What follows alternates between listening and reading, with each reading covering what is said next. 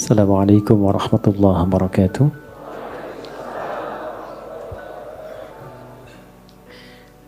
Alhamdulillahi rabbil alamin.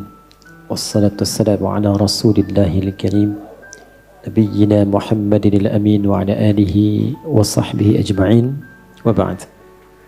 Fa ya ibadallah, usi nafsi wa iyyakum bitaqwallahi faqad faza al-muttaqun fala tamutunna illa wa antum muslimun.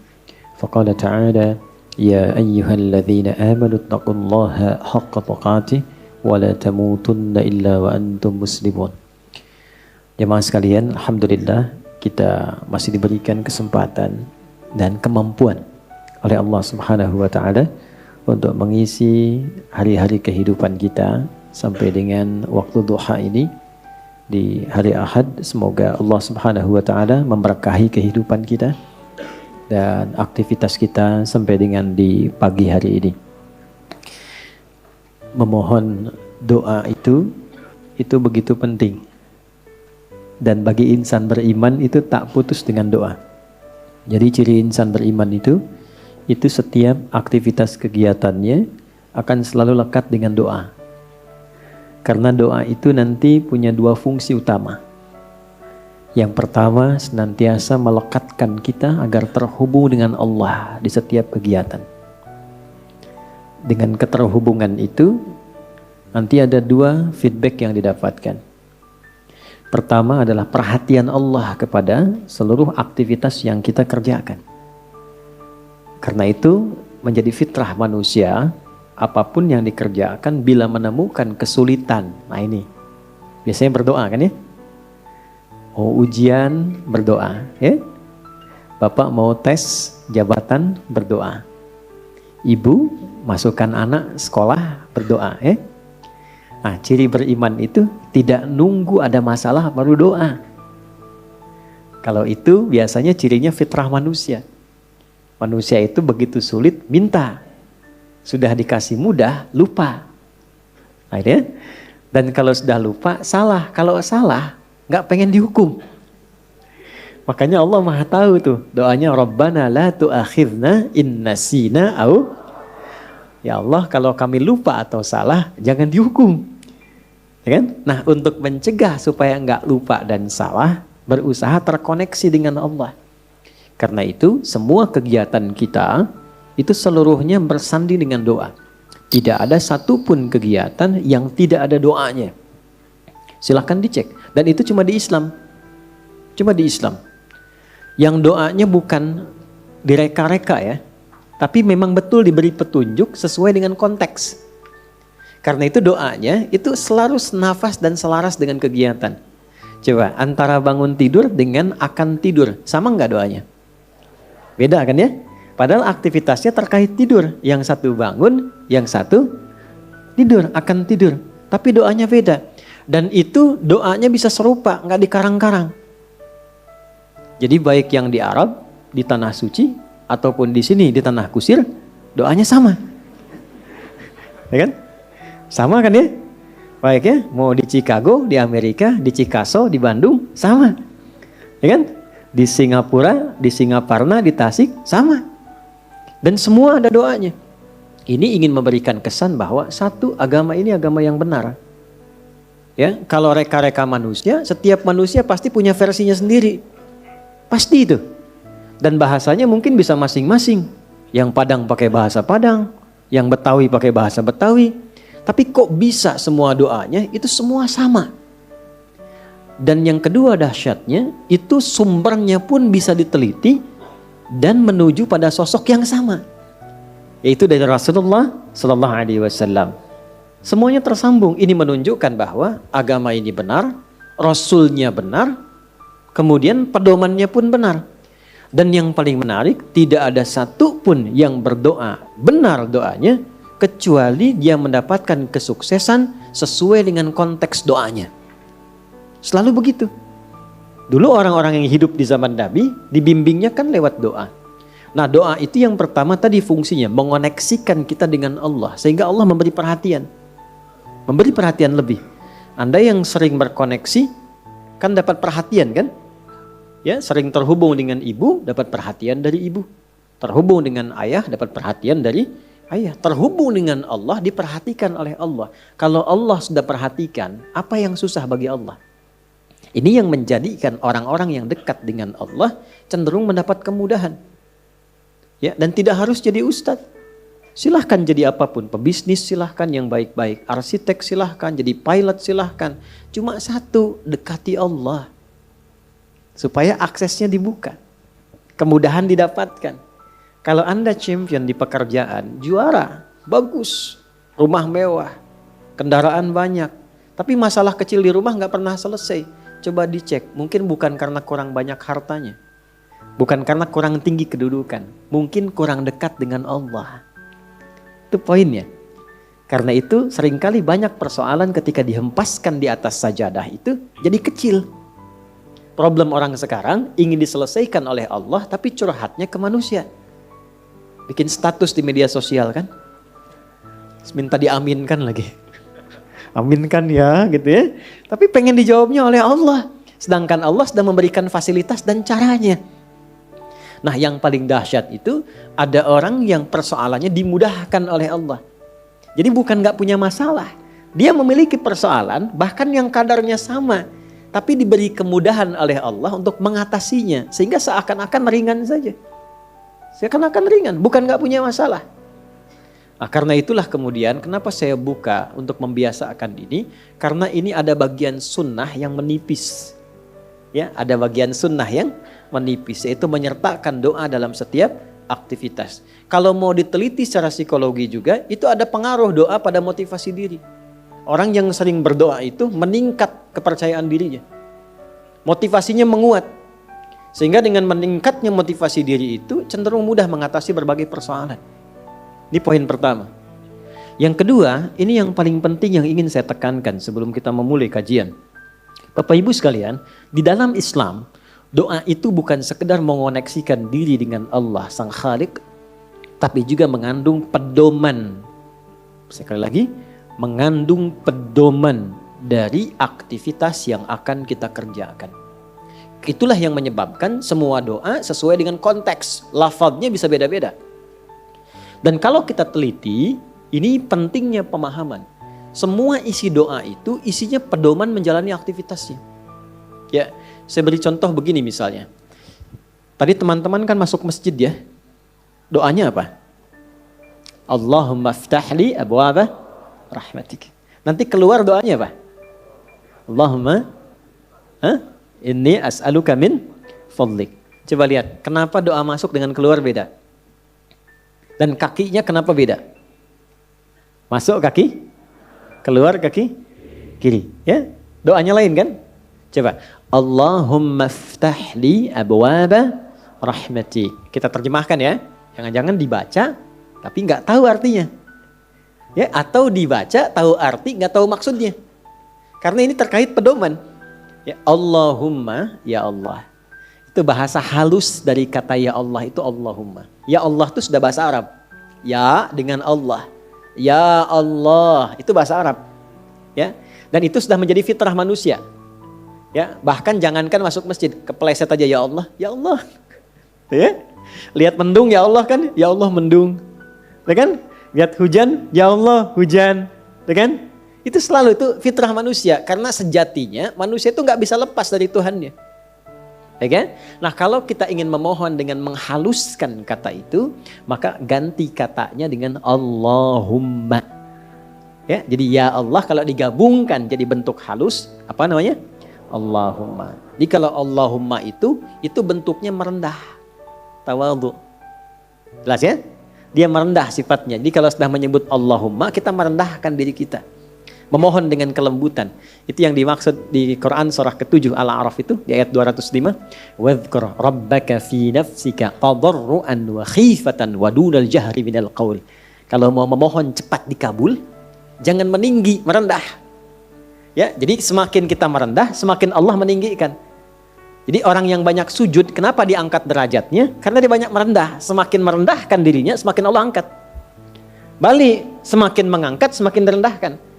Kenapa itu? Ya, Azazil itu yang terhormat. Azazil terhormat tuh di alam langit itu terhormat. Ya, runtuh jadi iblis. dan jadi syaitan karena meninggi. Begitu dia tinggi, Allah rendahkan. Itu kan ada dialognya di Quran surah ke-7 kan, Al-A'raf ayat 12. Dibaca enggak Qurannya? Qala ma mana'aka alla tasjuda idh amartuk. Dia berkata, ana khairum minhu. Ya, qala ana khairum minhu, khalaqtani min narin wa khalaqtahu min tin. Allah menyampaikan, kenapa engkau tidak mau hormat kepada Adam ketika aku perintahkan? Bukan masalah sujudnya. Enggak penting sujudnya kata Allah. Yang penting itu yang perintahkan saya. Kenapa enggak patuh? Maka iblis mengatakan, ya, saya lebih hebat dibandingkan dengan Adam. Bukan levelnya yang dicipta dari tanah, mesti hormat kepada yang dicipta dari api, mesti hormat kepada yang dicipta dari tanah. Maka ketika dia meninggi, Allah rendahkan. Ya. Dan ketika seseorang merendah, Allah tinggikan. Maka dari itu, kalau ingin berdoa cepat dikabul, maka merendahlah di hadapan Allah. Jangan membawa ketinggian, merendah. Mohon dengan kelembutan. Maka ketika masuk, Allahumma ftahli abwaaba rahmatik. Kita merendahkan diri kita. Ya, kalau Bapak Ibu mau cek, coba jalan-jalan ya, napak tilas ke jejak masjid-masjid dibangun di tempo dulu. Itu ada masjid di Cirebon yang dibangun Sunan Gunung Jati itu pintunya sedikit dikebawahkan tuh. Coba kalau cek ya, kalau nggak percaya. Ya, kan sedikit dikebawahkan kan? Makanya masuknya tuh agak ke bawah kan? Itu sudah ngasih pelajaran. Jadi orang dulu itu pelajarannya simpel, nggak banyak ceramah, tapi langsung dipraktekkan. Kenapa? Di antara dasar pemahamannya, filosofinya, itu menerapkan konteks ini. Masuk dengan merendah, masuk ke rumah Allah kok meninggi. Ya kan? Walaupun Anda pejabat, punya kedudukan, punya harta, tapi statusnya di masjid hamba Allah. Ya, terlambat ya belakangan, jangan ngotot saf pertama. Ya.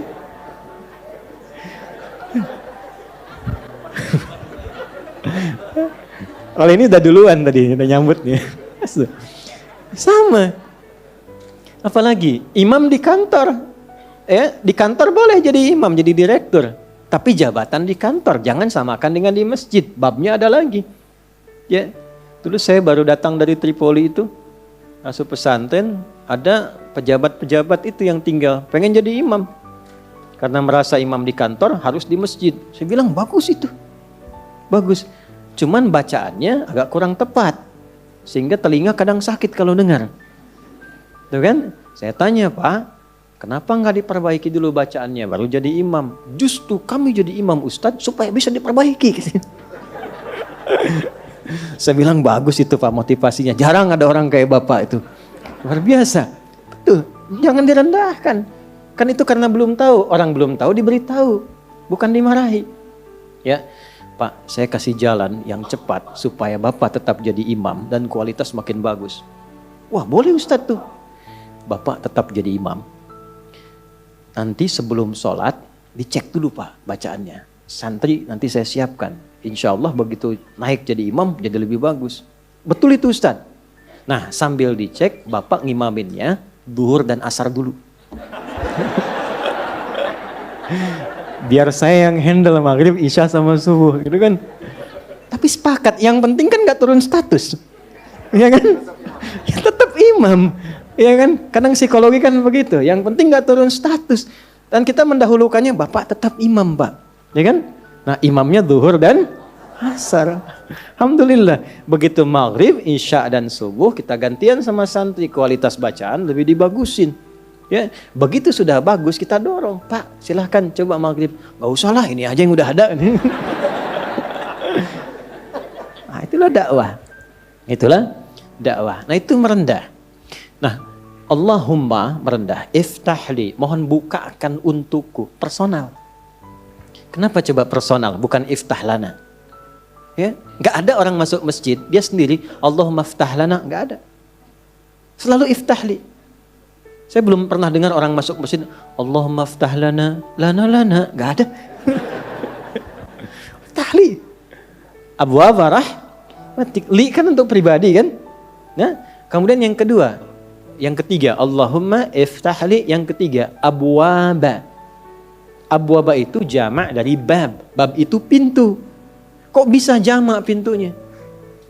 Saya tanya, ibu waktu masuk ke dalam masjid, lewat satu pintu atau banyak pintu? Satu pintu, nggak ada ibu masuk balik lagi lewat sana lagi, balik nggak ada, satu pintu. Kok bisa masuknya satu pintu, tapi mintanya banyak pintu? Bawa rahmatik. Nah, ini rahasianya. Baik. Nah, saya mau bagi sedikit sebelum kita mulai, tapi tolong catat ya. Catat betul-betul. Ini rahasia di antara kita. Bapak Ibu sekalian, rahmat itu di Quran dan juga dalam hadis setidaknya punya 3 makna utama. Ada 3 makna. 1. Solusi dari berbagai macam persoalan hidup. Saya ulang, solusi dari berbagai macam persoalan hidup. Itu diantaranya ditemukan di Quran surah kedua Al-Baqarah di ayat 157. Nah, munculnya ayat 157 ini ada keterkaitan dengan 155 dan 156. Persoalannya di 155, sabarnya 156, solusinya 157. 155 wala nabluwannakum bisyai'im minal khauf wal ju' wa naqsim minal amwal wal anfus wath thamarat wa basyiris sabirin. Sabarnya 156, alladzina idza asabathum musibah qalu inna lillahi wa inna ilaihi raji'un. Ayat 157-nya, ulaika alaihim salawatum mir rabbihim wa rahmah wa ulaika humul muhtadun. Itu ya. Baik. Rahmat yang pertama, solusi dari berbagai macam persoalan kehidupan. Baik kegelisahan.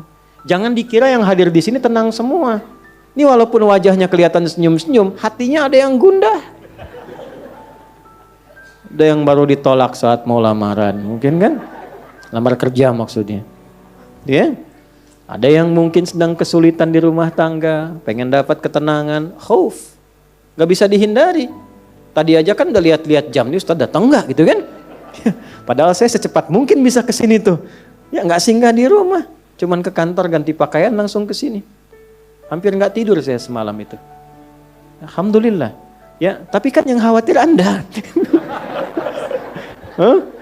Wal ju' kan ada yang lapar. Awal-awal dari subuh ke sini sarapan aja belum kan? Lihat-lihat yang jualan nggak depan kan?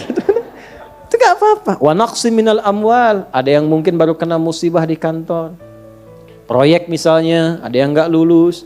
Ada utang belum dilunasi, cicilan masih nyari solusi. Ada yang demikian.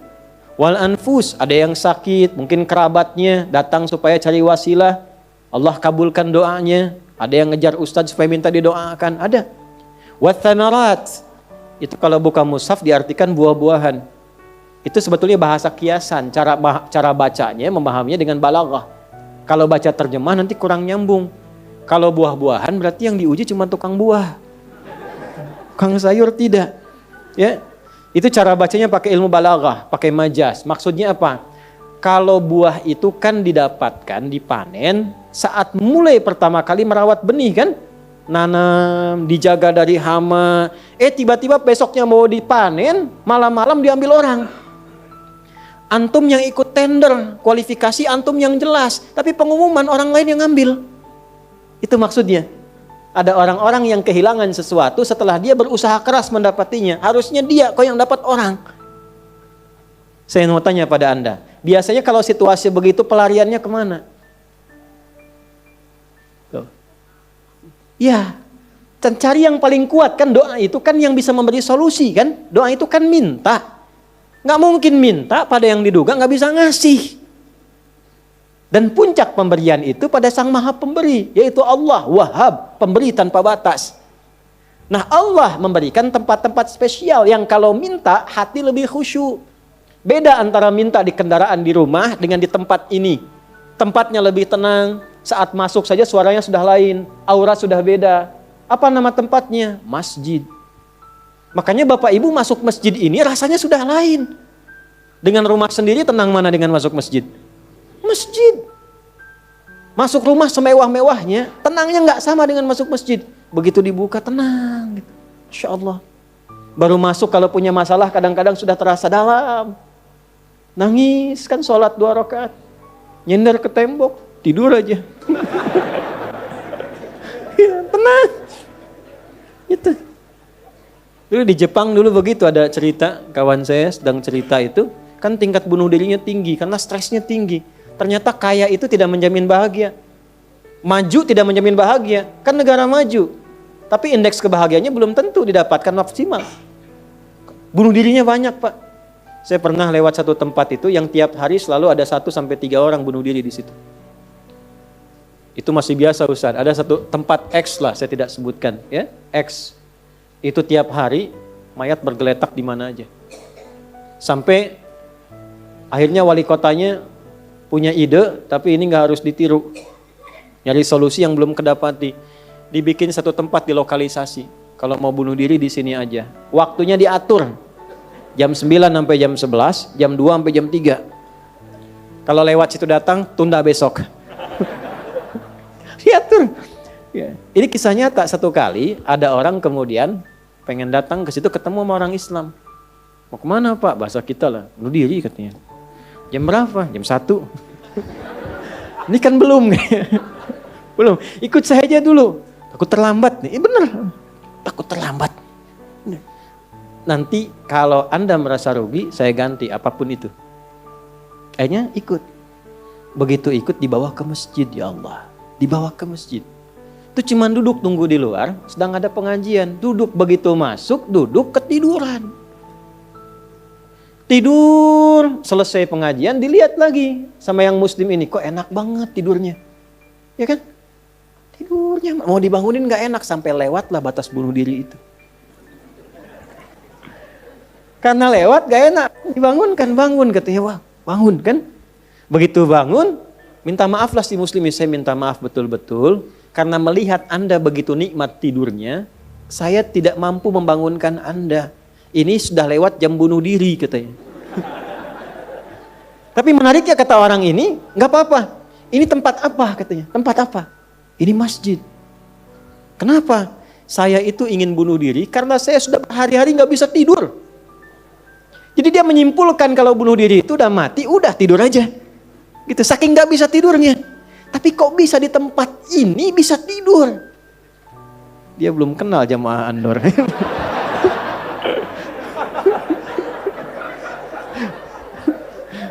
Tidur. Maka diperkenalkanlah dengan masjid. Masjid. Masuk Islam, Pak. Asyhadu an la ilaha illallah, asyhadu anna Muhammad Rasulullah. Itu cuman numpang istirahat samping masjid, masuk Islam. Asbabnya tidur. Tuh. Orang ketiduran masuk Islam. Habis masuk Islam jadi rajin. Ada orang sudah muslim. Masuk masjid banyak tidurnya. Ya. Ayo bangun. Ya. Baik, itu satu. Jadi ternyata kenapa yang pertama rahmat? Karena Allah tuh maha tahu. Gak ada di antara hidup kita yang gak punya masalah. Pasti punya persoalan. Kalau sedang ditimpa persoalan, diuji, sabar dulu. Kata Allah, terima dulu. Karena hakikat dari ujian itu untuk meningkatkan kualitas hidup. Dan gak mungkin diuji kalau gak mampu. Gak mungkin. Kaidahnya kan jelas. La yukallifullahu nafsan illa. Jadi kalau ada ibu sedang diuji masalah sekarang begitu berat. Memang yang mampu cuma ibu, Bu. Saya gak mampu. Karena saya gak mampu, saya gak diuji. Maka berbahagialah ketika Allah lebih memilih ibu dibandingkan dengan saya. Sabar dulu. Dan hikmahnya apa? Ada nanti sesuatu yang besar di depan yang butuh kesabaran lebih. Kalau yang sekarang gak lulus, ke depan itu sulit untuk dihadapi. Karena itulah ditingkatkan kualitas, terima dulu. Tapi kan gak usah lama-lama. Ya kan? Allah maha tahu itu. Jangan lama-lama, terima dulu. Datanglah kemudian mohon solusi. Kemana datangnya? Masjid. Maka dari itulah ketika masuk, Anda mengatakan Allahumma ftah li abwaba rahmatik. Di antara itu minta solusi. Makanya ketika masuk merendah, sholat 2 rakaat, begitu sholat, mintalah sesuai kebutuhan Anda yang dirasakan pada saat itu. Itu fikihnya. Nah kalau nggak tahu fikihnya, nanti itu nggak kepake, sayang, peluang hilang. Padahal mungkin itu cara Allah untuk bisa mengabulkan apa yang kita mohon. Jelas? 1. 2, itu ampunan dari dosa yang sudah berlebih. Namanya israf. Quran surah ke-39 Az-Zumar di ayat ke-53. Qul ya ibadiyalladzina asrafu ala anfusihim la taqnatu mir rahmatillah. Innallaha yaghfirudz dzunuba jami'a. Duhai hambaku, tuh masih disebut hamba. Siapa di antara kita di sini yang merasa tidak punya dosa? Boleh angkat tangan. Boleh, silakan. Saya selesai pulang. Pasti setiap kita merasa itu. Dan tidak sedikit orang-orang yang ingin taubat itu mencari tempat. Nah, tidak ada tempat yang paling ideal kecuali ke masjid. Kalaupun gak ada orang, gak apa-apa. Datang, masuk. Masuk, Pak. Mungkin yang menghambat rezeki itu dosa. Yang menghambat perbuatan belum bisa jadi baik, dosa. Ya, mohon maaf, dengan berbagai jenisnya. Dengan berbagai jenisnya. Maka yang terbaik apa? Datang ke masjid. Datang ke masjid. Ya. Ini kisah nyata di masa lalu. Makanya sering baca tuh yang baik-baik lah, kisah salafus saleh, orang-orang saleh di masa lalu. Ada seorang hamba rajin salatnya. Ini sahih riwayatnya, sahih. Rajin salat.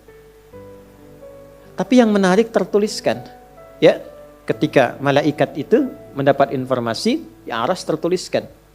Ini termasuk bagian dari ahli neraka. Tapi salat. Perhatikan ya, perhatikan. Ini nanti terkait juga dengan hadis, kalau Anda baca Al-Arba'in, nomor hadis yang keempat itu. Ya, terkait dengan bab takdir. Bagaimana kemudian ikhtiar seorang hamba itu, ya, menjadikan ia berubah dari salah menjadi soleh. Dan sangat dicintai oleh Allah. Oke? Maka apa yang terjadi? Bapak Ibu sekalian, ketiba kemudian, si malaikat itu, ini kisah sahih yang sampai, lalu menyampaikan, kasihan pada orang ini, kok kelihatannya ibadah tapi tertulis ahli neraka. Maka disampaikan dengan cara yang Allahu a'lam, apakah menyamar atau bagaimana, tuliskan. Kamu kok terus-terusan sholat? Padahal belum tentu baik di mata Allah. Belum tentu menjadi bagian ahli surga. Perhatikan jawabannya. Tujuan saya sholat ini bukan karena surga atau neraka. Tujuan sholat ini bukan karena saya dipandang baik atau buruk. Tapi tujuan sholat ini saya ingin mengagungkan Allah Subhanahu wa ta'ala. Perhatikan. Dan nanti ini menjadi cara bagi seseorang yang ingin bertobat. Jadi kalau ingin bertobat, tobatnya ingin benar, carilah perhatian Allah. Yang penting ridha Allah. Terus saja tobat. Tobat sampai merasakan kenikmatan tersambung dengan Allah. Itu maksudnya. Jadi begitu keluar kalimat itu yang mengguncang arsy. Itu yang dijadikan oleh Allah pelajaran. Bahkan pada alam malaikat untuk mengenal bagaimana rahmat Allah itu diberikan. Mudah bagi Allah membuka, merubah, memutar, mudah. Tapi Allah ingin memberikan pelajaran bahkan di alam malaikat bagaimana kasih Allah diberikan. Begitu kalimat itu muncul, apa yang terjadi? Maka berubahlah di arsy namanya menjadi ahli surga. Ini riwayat sahih. Berubah menjadi apa? Ahli surga. Padahal Allah tuh maha mengetahui, gampang aja tinggal dirubah ahli surga, tidak. Tapi Allah ingin memberikan informasi bahkan di alam langit kepada para malaikat betapa tingginya rahmat Allah memberi kesempatan pada setiap hambanya untuk kembali kepada Allah dalam kebaikan.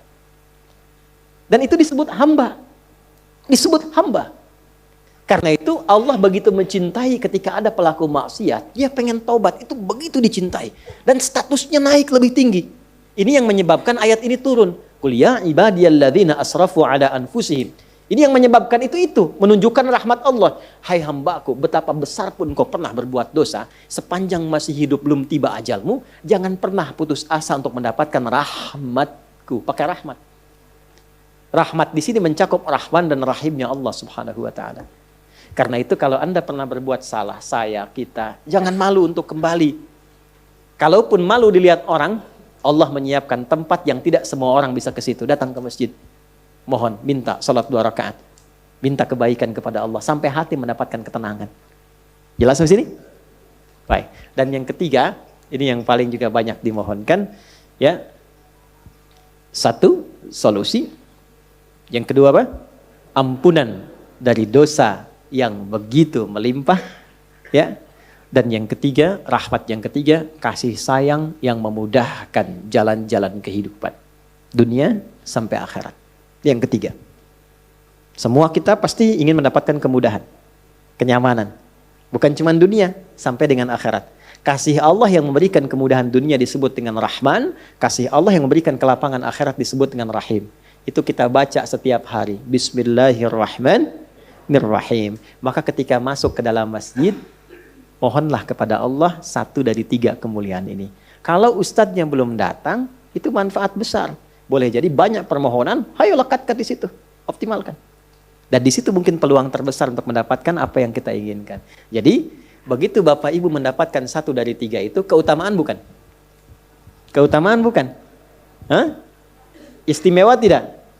Dalam bahasa Arab, sesuatu yang istimewa, sesuatu yang utama disebut fadlun namanya.